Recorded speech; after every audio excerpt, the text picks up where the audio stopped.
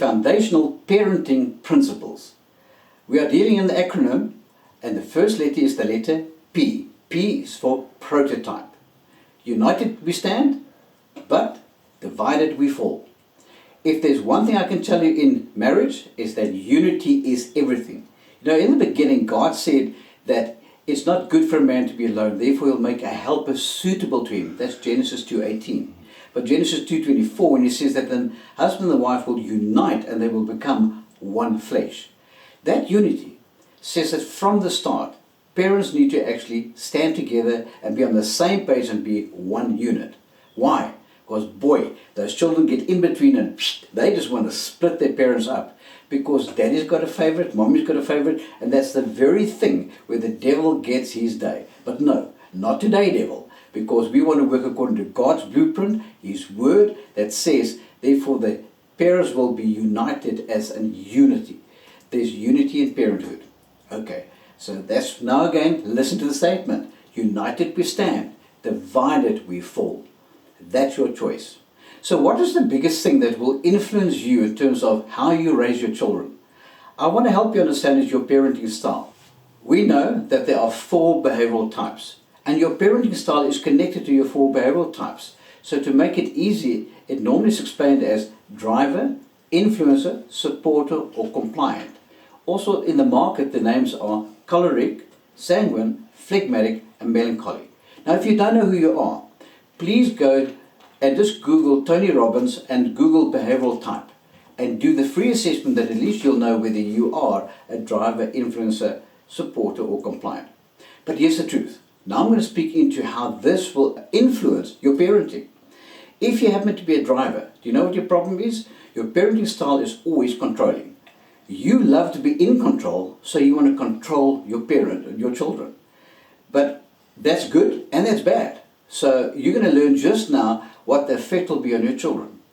The second parenting style we speak about is what we call the rescuing parenting style. Now that is the sanguine, the influencer. They can't help it, but they want to rescue the children at all times. Then we come to the third parenting style, which is the support or the phlegmatic.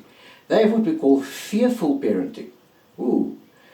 They're fearful the child will stop loving them or might even love them less. So it influences how they work with their children. And lastly, we work with the compliant or the melancholic. And what kind of parenting do we have there? Authoritative. Authoritative down the line.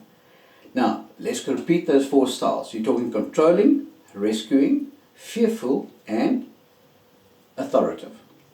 What will that do to your children? It's as easy as this. If you are the controlling kind of parent, your children will grow up becoming immature. They won't be able to make their own decisions. They will always be immature, and they won't be able to get out of that mold if you are too controlling. So a small measure of control is good, of course, but over-controlling them will make them immature. The next style, the parent that literally rescues the child and they can't help themselves. What kind of children will you produce? Well, I would like to advocate irresponsible children. They are irresponsible because you literally do things for them. You keep on catching them before they fall. You're there all the time. And I'm going to tell you, children can bounce back like anything. You need to leave them. Yes, they don't bounce like a rubber ball, but man, they can take the knocks and they get up quickly.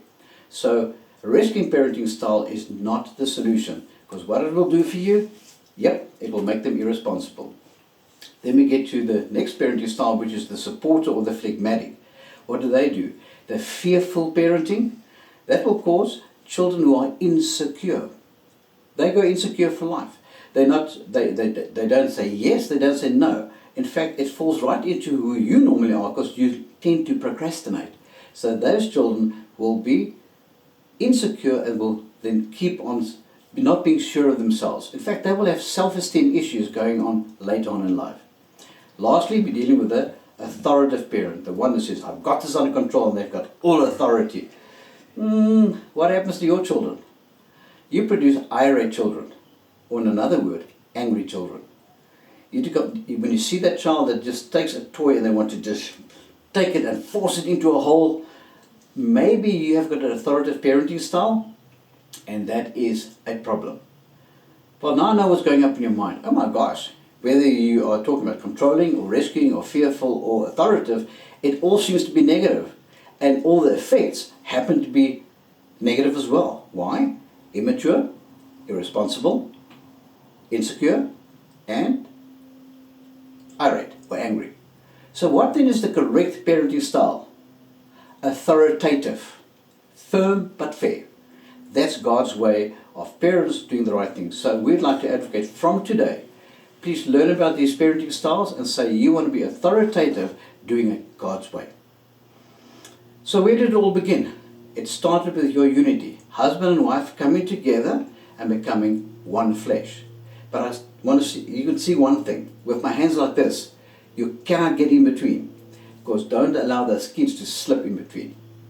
Now if we talk about the relationship, parents to children, what will make the difference? Well, I believe God's word is all authoritative. And therefore, what He teaches is a tip in terms of what to do. Let's start with Ephesians 6 verse 1. What does that say? Children, obey your parents in the Lord, for that is right. Wow. The only command given to children, because it's written, if you look at the Greek, it's an imperative word. It says you must. It says obey your parents.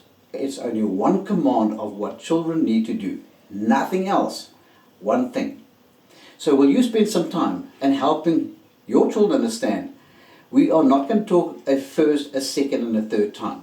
We want you to go God's way and obey us. We don't have to raise our voices, just obey. Don't even look at me as a parent. Look beyond me. See God's face and obey.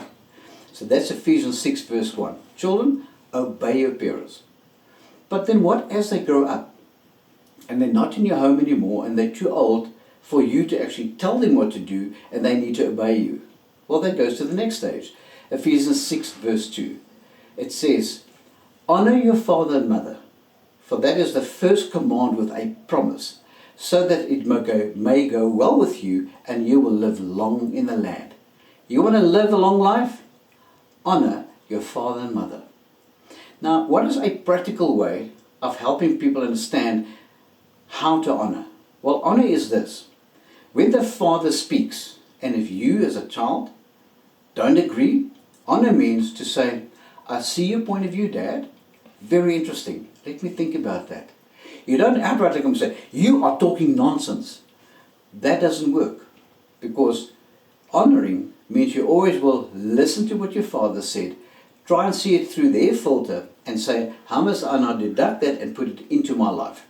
You see, this whole series is about practical steps so that you and I can take parenting, apply it, and produce better children. So that was the first acronym. That was P for prototype. See you in the next session.